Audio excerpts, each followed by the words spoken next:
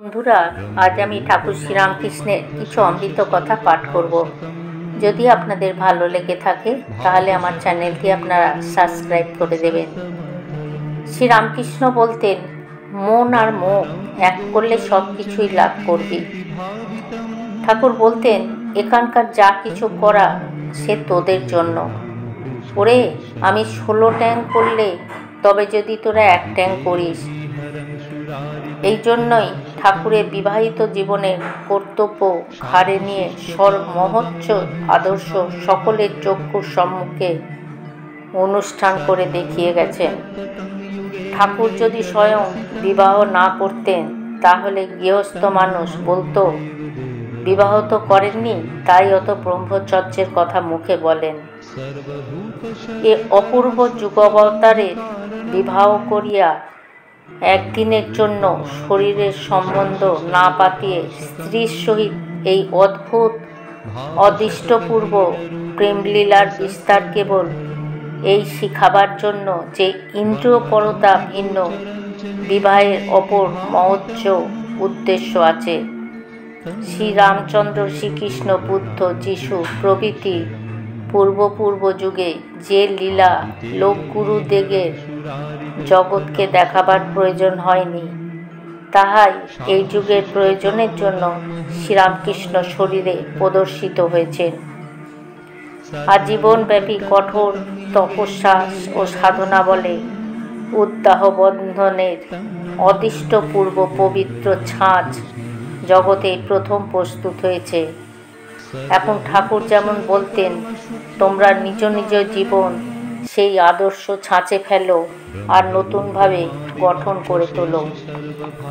ঠাকুর প্রাণায়াম হঠযোগের অভ্যাস আমাদের করতে নিষেধ করতেন।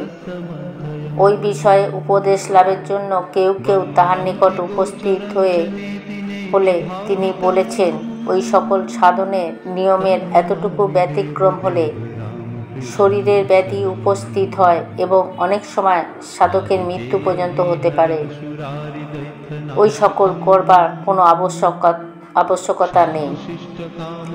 ঈশ্বরের ভক্তি সংযুক্ত ধ্যানে মন ও বায়ু উভয়ই স্বাভাবিক হয় এবং ইহাই ঈশ্বর লাভে সুগম পথ।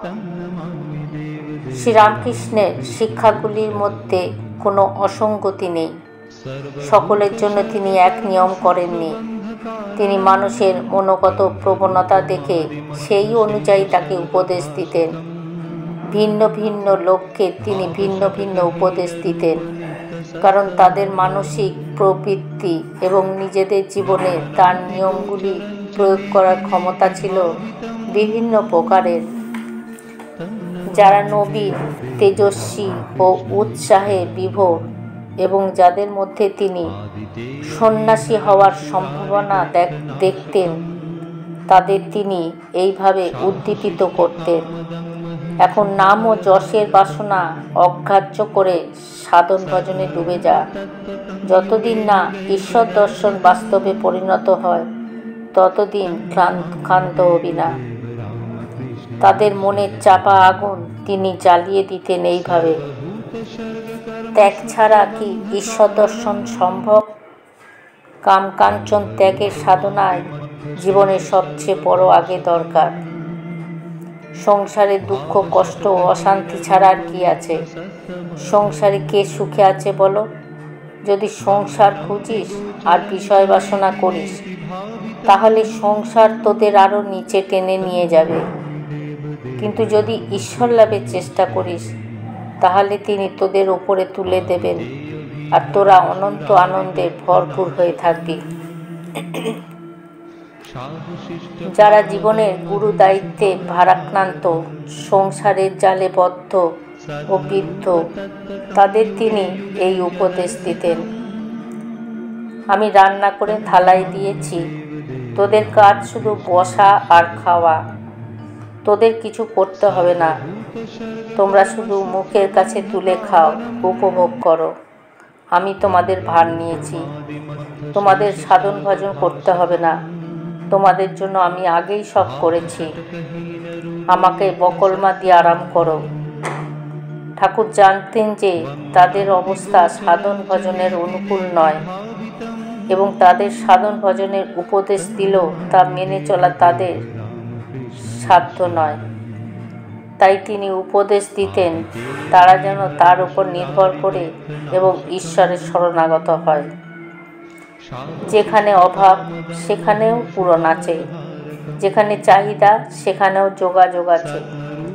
যখনই সাধক ঈশ্বরের জন্য ব্যাকুল হয়, সে তার ইচ্ছা পূরণের পথ খুঁজে পায়।